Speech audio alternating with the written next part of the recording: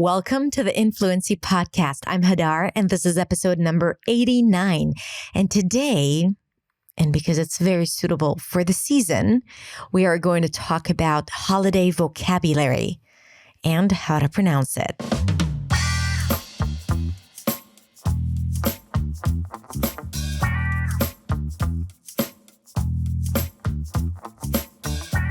Hey, welcome back to the Influency Podcast. Thank you so much for being here and for tuning in. I hope you are well. And this episode is going to be festive and all about pronunciation. First, because I love pronunciation.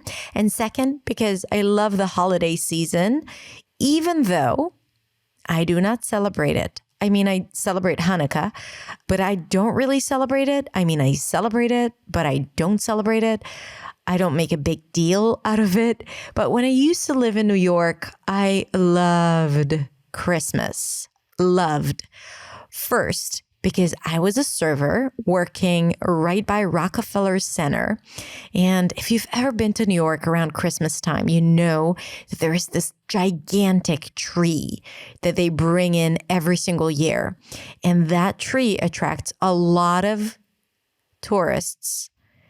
Less now, since there are no tourists in New York City because there's a global pandemic. But when I used to work there, it used to be insane. Like, I remember me getting off the subway stop, and it took me forever to get to the restaurant, even though it was like 60 seconds away, because I had to go through so many people, and I would be like all pissy and like, just, get out of my way in my head. Of course, I was very polite and all, I'm sorry, excuse me, I'm sorry, excuse me, but I was generally late and I had to get there on time. And that's it. This is why I was angry with the sea of people. Gosh, I miss those times. Anyway, I used to love Christmas because it was like the busiest time of the year. We would make a lot of money working in the restaurant. So I would work like double shifts every single day for like a week, and I used to love it. Like, I used to love working hard because, the days would fly by, go by really quickly.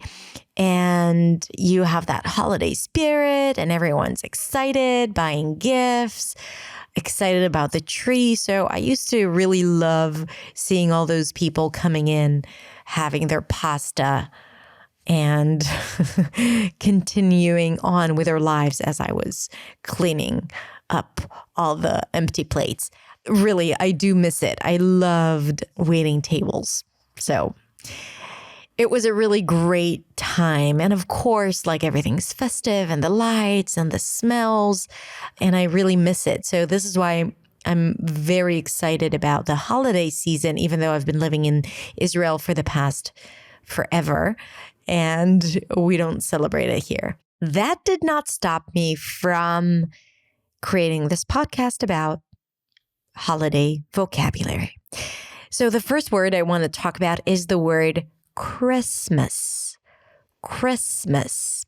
Now, to say the word Christmas, we start with a K sound, and then there is an R, Chris. For those of you who struggle with the R, you might pronounce something like quiz, qui with a W, or maybe a different R sound. So just a quick reminder of the R sound.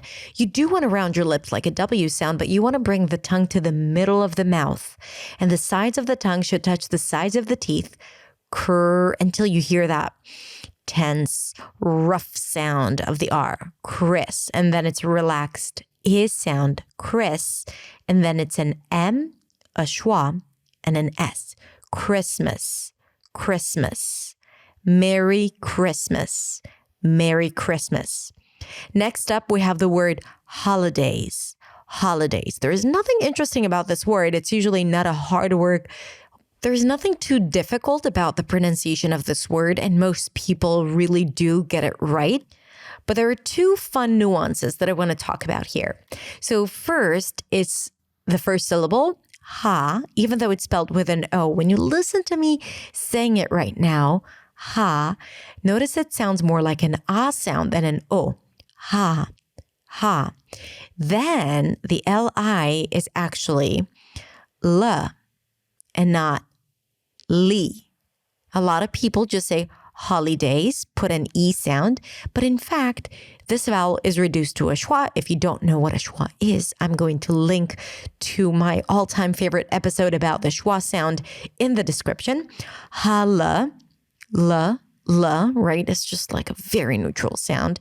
Hala, day or days, holidays, holidays.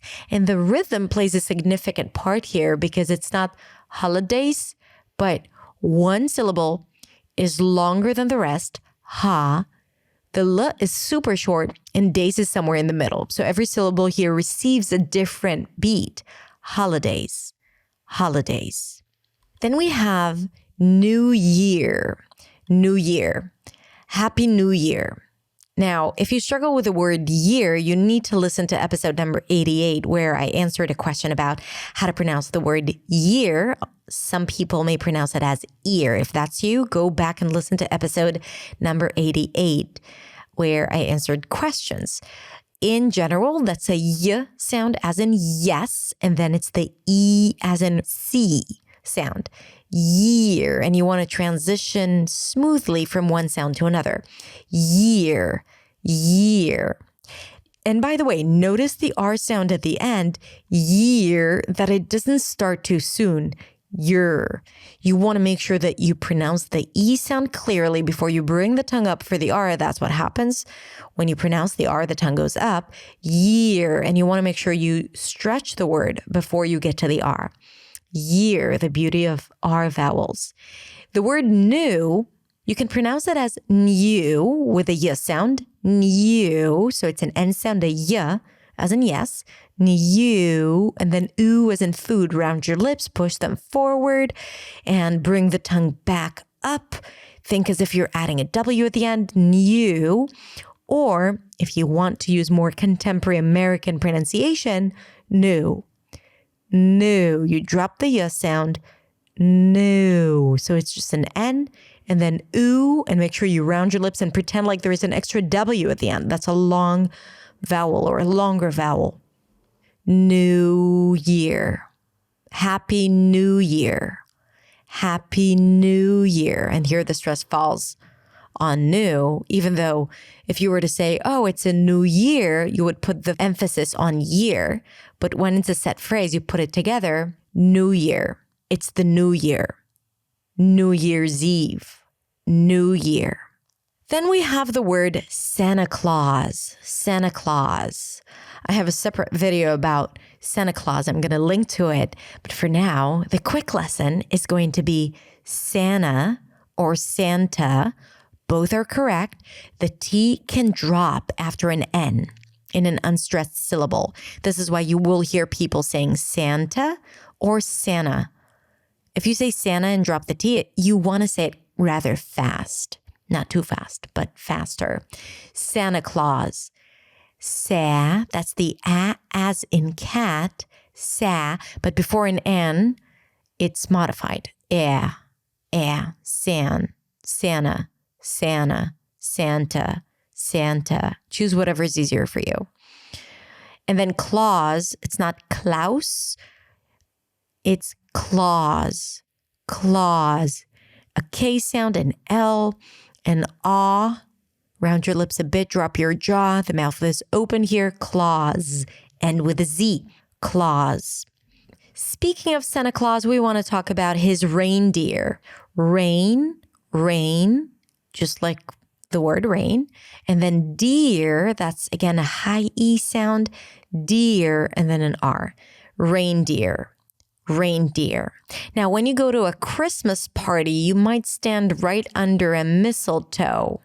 Mistletoe. Mistletoe. For those of you who have never been to a Christmas party because you don't celebrate it and you're like, what's a mistletoe? It's this plant that if you happen to stand beneath it, you need to give someone a kiss or something like that. I'm sure you've seen it in movies before. So that's mistletoe. Mi-sul-toe. So it's an S sound. There is a schwa there. And then the O is in go at the end. Mistletoe. And on Christmas, you also drink eggnog. Eggnog. I'm not a fan of eggnog, but I'm a fan of pronouncing it. Egg, just like an egg, and then nog. It's an N sound, the ahs and father. You want to open your mouth for this one. Eggnog. Eggnog. And also another word that you might come across during Christmas is mitten. Mitten or mittens. Mittens. And I want to talk about it because it has the nasal T, which means a T sound that goes into an N right away.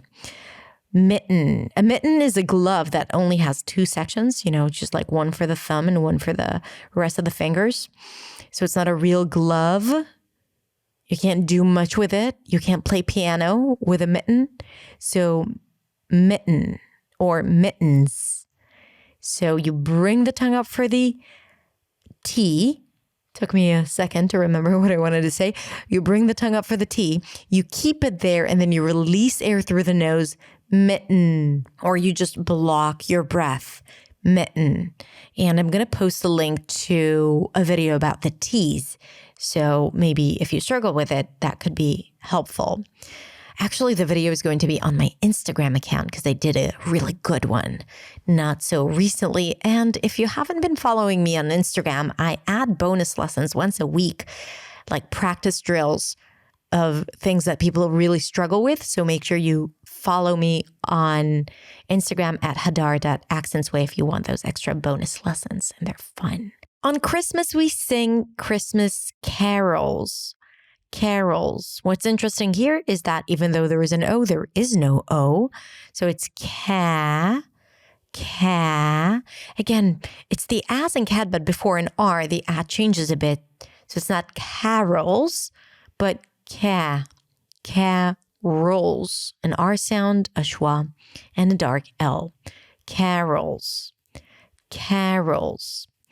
And one more word that might be confusing is sleigh. It's confusing because in the spelling, you have Leigh after an S, and it's just sleigh, sleigh, sleigh. And what else? We have wreath. Wreath. It's a beautiful word. I have to say, it's like all the arrangement of flowers, right? Like that you put on the door. It's like a decoration. Wreath. I don't know why. I think maybe because I used to read a lot of Shakespeare and this word appeared quite often. Wreath. And I loved it. But it has an R and a high E and a TH. So it might be challenging for some. It has a W at the beginning in the spelling, but remember that every time you have a W and then an R, the W is pretty much silent. You don't pronounce it really. Wreath. Wreath. Round your lips both for the W and the R. Wreath. And lastly, I want to go over a few greetings. Just, if you don't know what to say or what to write at the end of an email, then I'm just going to review some of them. And I asked my content developer to help me with that because I'm really not in shape when it comes to holiday greetings. So if you feel that one of them is really outdated, let me know. But we're going to practice them anyway. I think all of them are pretty legit. Legit. Legit is a good word too. Okay, so we talked about happy holidays. Happy holidays. Speaking of tone of voice, you want to do that with that pitch, right? Like friendly pitch. Happy holidays. Because if you say it with this low, happy holidays, could sound a little creepy. Not that it means that you shouldn't do it. Just know that that's what might happen. And maybe that's exactly what you want. To sound a little creepy and eerie. Holidays. Happy holidays. Oh, by the way, not related, but I just came across the word facetious facetious. And I said, I have to share it with my audience because I love that word. It's such a good word. It has nothing to do with the holidays. So you can just skip the audio like 30 seconds down the road if you don't want to talk about the word facetious. But it's such a good word, and I feel that not a lot of people use it as they should. So to be facetious is to say something but without meaning it. So it's not sarcastic, because sarcasm has this really negative sense to it and sometimes mean, but facetious is like to tease someone and to say it to spite someone, but to not really mean what they're saying. And sometimes when you're being facetious, people may misunderstand you because they don't get that you're being facetious. So for example, if I were to say, oh, I really love the holidays. Really? No, I'm being facetious, right? So usually it also has this different tone to how we say things. Anyway, that was not related to Christmas or the New Year, but I just wanted to share it with you. Another good word is resolution, right? What we set out to do or to change in our lives.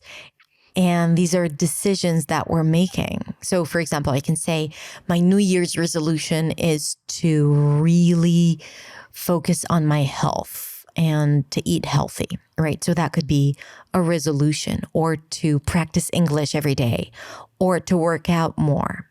Resolution. Re, z, it's a Z sound and a schwa. Re, z, lu, u as in food, shen. Resolution. Okay, back to greetings, my friends. Best wishes for a wonderful year ahead. That's a little formal, I would say, but you can use it in writing. Best wishes for a wonderful year ahead. Best wishes for a wonderful year ahead. God knows we need this. A wonderful and healthy year ahead. Wishing you a wonderful holiday season. Wishing you a wonderful holiday season. I like this one. Wishing you a wonderful holiday season.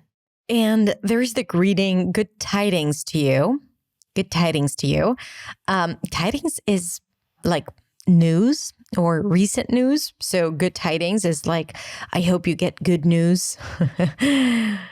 And that's kind and nice too. May you have a great year. May you have a great year. May you. That's a polite way of saying have a great year. May you have a great year. And of course, you can go a little more informal and say something like, have a great year, or just Happy New Year.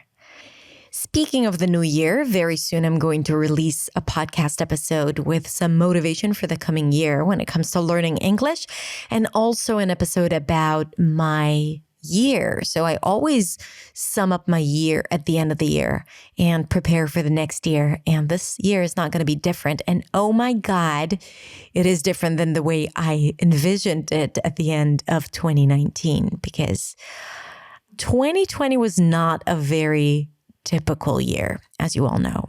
So everything that I had planned had to change. And I'm not saying right now if it was for better or for worse. Probably both, depending on what I'm talking about. But I'm going to share my end of the year and my kind of like plans for the coming year here on the pod. And I hope that inspires you to also take a moment to sum up your year and to think about all your wins and achievements and great stuff that has happened to you, even though this year was challenging. And also, to set intentions for what's coming next. Okay, so happy holidays, my friends. Whether you celebrate the holidays or not, sometime, somewhere, there's a holiday somewhere. And since this podcast is evergreen, whenever you're listening to it, there might be a holiday somewhere out there. Okay, have a beautiful, beautiful rest of the day, and I will speak to you on the next episode. Bye.